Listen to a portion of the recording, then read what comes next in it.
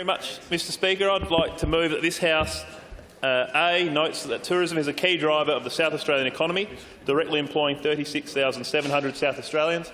B highlights the vibrancy of South Australia's tourism offerings, particularly in regional South Australia. And C notes the Liberal government's commitment to growing the state's tourism sector, particularly through attracting more major events through the Events Bid Fund. I rise today, Mr Speaker, to mark World Tourism Day and choose to do so because of the vital role tourism plays in the local economy, and particularly in the Narungga electorate, and the significant dollar contribution that the sector makes to this state. Current tourism expenditure on the YP is $198 million, with the aim to grow that to $302 million by 2020. And we are on track. That's the good news, Mr Speaker. I'm particularly pleased that the latest International Visitor Survey results announced last week show South Australia having grown its international visits by 7% and its expenditure by 8%, both outstripping the national averages. That means that SA's international visitors spend is now worth $1.15 billion, and that in the last 12 months a reported 464,000 people from overseas visited our beautiful state.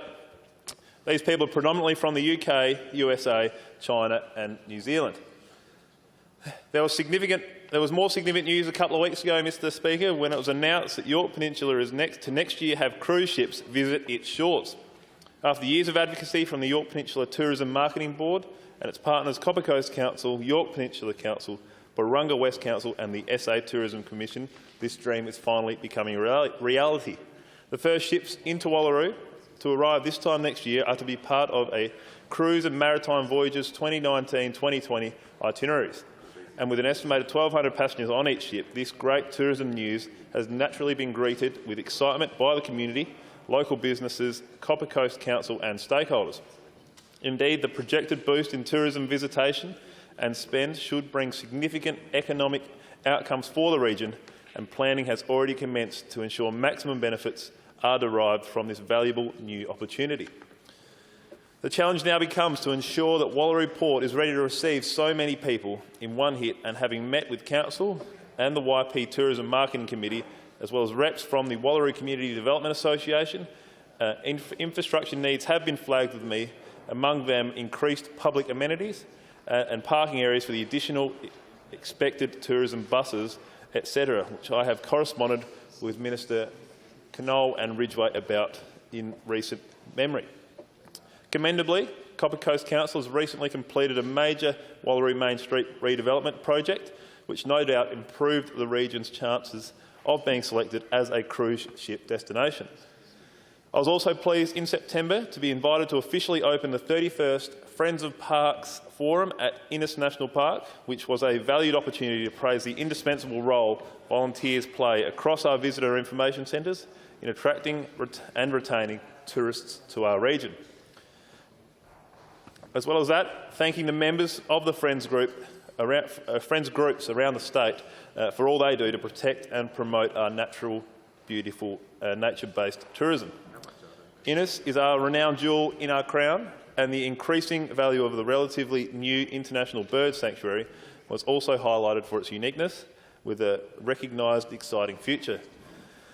Plans are well underway for the 2019 Kernawick Lawenda Copper Coast Cornish Festival, held in Kadina, Wallaroo Moonta every 2 years, which continues to draw crowds of around 30,000 people per year.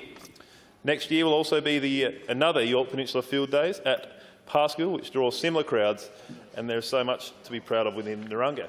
I'd like to take this opportunity as well, Mr Speaker, to note the contribution of Elaine Buzenshot OAM to her in her role as the Executive Officer of the Field Days, having noted that she announced that she would be stepping away from that role in the short term, and acknowledge the wonderful progress that the Field Days have made under her guardianship. Congratulations and thank you for everything you've done, Elaine. The Moonta Mines Heritage Area is now recognised with National Heritage listing, is also on the cusp of greatness, and I am aware community members with National Trust and Council are working hard to develop a business plan for future exposure for this local treasure, which is already renowned intrastate, interstate and overseas. All three tiers of government are working together to realise the huge potential our electorate has for significant tourism growth and development. So much has been achieved in recent years with the award-winning walk, the York Trail, that follows the whole leg, the SA Tourism Commission's Coastal Way touring route, the developing rewilding project at Innis, rebranding initiatives, which in the last couple of years has included publication of a local produce guide, new tourism operators and many infrastructure improvements being made to caravan parks. Statistics tell us, Mr Speaker, that visitation to the York Peninsula is rising. Day trips, nights stayed, money spent are all up, and new businesses are arriving to meet the demand. As part of this government's reinvigorating regional tourism plan, a tender process is underway for a boost in ecotourism opportunities within Innis, which will see additional accommodation options for visitors to our wonderful natural park. This policy acts on research. This policy acts on research that shows we are not making the most of our environmental assets to help create jobs in our regions, and as such has my full and unequivocal support. Already, Innis has capacity for 700 people to camp overnight, and the message is, if we can entice visitors to stay longer, there will be positive economic benefit for not only accommodation providers, but also for other tourism spin-off businesses. This year, tourism to Innis is up 50% on last year, and already statewide nature-based tourism is worth $1.3 billion in tourism visitation value. So any investment into our tourism sector, I believe, is money well spent. It is a priority for me to work with many organisations and all tiers of government to ensure our tourism potential as a region is achieved whilst protecting the unique environment we have in Narungga. Back in June, I was pleased in this place to recognise the efforts of so many in my community who are every day working to grow the value of tourism in our region by sharing results and highlights of the York Peninsula Tourism Award Gala dinner, pleasingly attended by both the Minister for Tourism, the Honourable David Ridgway in the other place, and the Minister for Environment and Water, the Honourable David Spears. Their attendance provided them not only just an insight into our local tourist attractions, but also a next day opportunity to see more of our wonderful sites. I add here that York Peninsula Tourism Marketing Manager Brooke Liebelt and Tourism Coordinator Nicole Page, supported by the Copper Coast Council, York Peninsula Council, Barunga West Council and SA Tourism, play a vital role in ensuring our unique assets are heard about around the state, around the nation and around the world. I'd like to pay particular thanks to Brooke Liebelt for the tireless work she does in promoting the wonderful local tourism operators that we have on the YP, and there is an increasing number of them, Mr Speaker, and they offer great services, and it's an industry that we would do well to watch and continue to encourage to prosper into the future. They also importantly support the work of our local operators who have invested in the sector and are working together to grow the benefits for all. I'm aware many of the YP winners and medallists on the night have now entered the State Tourism Awards to be presented this Friday night, 9 November. There was a record number of Hall of Fame inductees at the York Region Awards this year, which is further testimony to the commitment to the industry by local operators. The winners list at the local awards included Splashtown Water Park at Moonta Bay, Kernowick Lawenda, Stansbury Seaside Markets, the York Peninsula Saltwater Classic, Moonta Mines Railway, Ballara Art and Lifestyle Retreat, Barley Stacks Wines, YP Council Bush Camping and Reef Encounters, Fishing Charters, Cooper's Ale House at Wallaroo, Wallaroo Marina Apartments, Red Wing Farm Stay and Port Vincent Foreshore, Marion Bay, Point Turton, Broughton Bayside, Wallaroo and Ardrossan Caravans Parks were all winners. I list them to show the diversity of experiences on offer and the diversity of operators who believe in the value of offering superior customer service, so all visitors go home having had an enjoyable experience in our patch, to spread the positive word of mouth and to return for another stay, bringing with them their valuable tourist dollars. The difference the recently announced $88.5 million Port Wakefield overpass and lane duplication project will have on our tourism industry is expected to be immense. This investment will improve traffic flows, benefit local businesses, save lives and also boost tourism visitation and spend.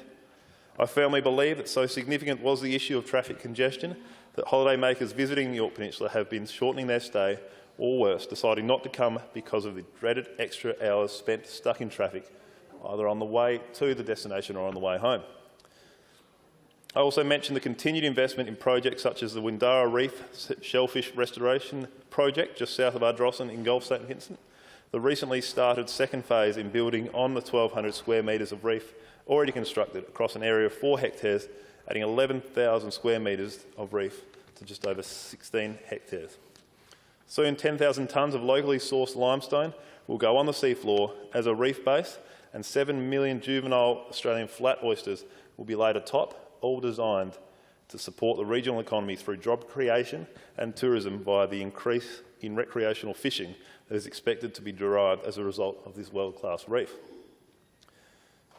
I also recognise the need for infrastructure to keep pace with the tourism growth we are experiencing, whether that be in our roads from our mobile black spots program, improving power supply, ensuring health services, sea rescue patrols, emergency services can all cope with the influxes of visitors, offering small business support, coastal protection, grants for projects and support for beautifying programs, waiving oyster industry fees whilst oyster growers rebuild following the impact of POMS outbreak, working with commercial and recreational fishers, helping to maintain boat ramps, seeing ways to support the new bird sanctuary with improvements to access roads at Thompson's Beach, advocating for needed infrastructure at the Pink Lake Bumgunner near Lochiel that is drawing bus and carloads of tourists daily.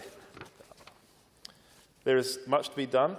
The state Liberal government recognises that South Australia's regions are crucial for the future of prosperity of our state, and growing tourism in our region is a big part of that. On that note, I pledge to do all I can as the member for Narangba to ensure appropriate investment is made so the true potential of the tourism industry can come to fruition for South Australia as a state to enjoy. There are great times ahead for our tourism sector, both statewide but particularly so in the seat of Narangba. I look forward to continuing to advocate for increased investment to ensure that that sector continues to grow and prosper, and I commend the motion to the House. Member for Ramsey. Pink Lake, we've done it. Mr Speaker, I propose an amendment to the motion. Are you moving the amendment? I'd like to move the amendment. Okay.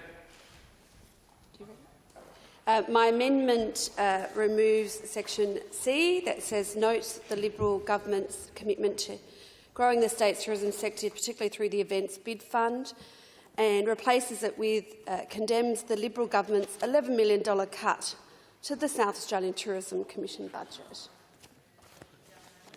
Okay. Members on my right, please. Can I thank the member for Narangba for bringing this motion to the House? I thank him for his enthusiasm for the area that he represents, and it was great to hear him articulate the different areas of growth that we're seeing in the area, the diversity of tourism options, and very exciting that the first cruise ship stop will be in Wallaroo. That's fantastic. But the reality is, as I've addressed with my amendment, is that we have had an $11 million cut to the SA Tourism Commission budget.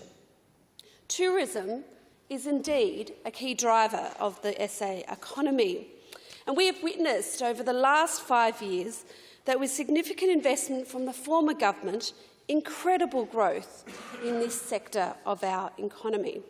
Great events, increased direct flights, additional hotel rooms, regional airport upgrades and an additional marketing budget are the reasons behind the growth in tourism and the increased employment in this sector. And I also want to continue to pay tribute to our former Minister for Tourism, Leon Bignell, who was very, very driven to support this part of his portfolio. South Australia offers world-class attractions, quality wine and food, and the accessibility of our tourism offerings of these things in Adelaide enable us to play to our strengths when we market our state nationally and internationally. And this is when we look at the results in regional tourism, it's very, very exciting. So even though only 23% of South Australians live in regional areas, the regional areas account for 40% of the state's total visitor spend. We talk about our visitor economy.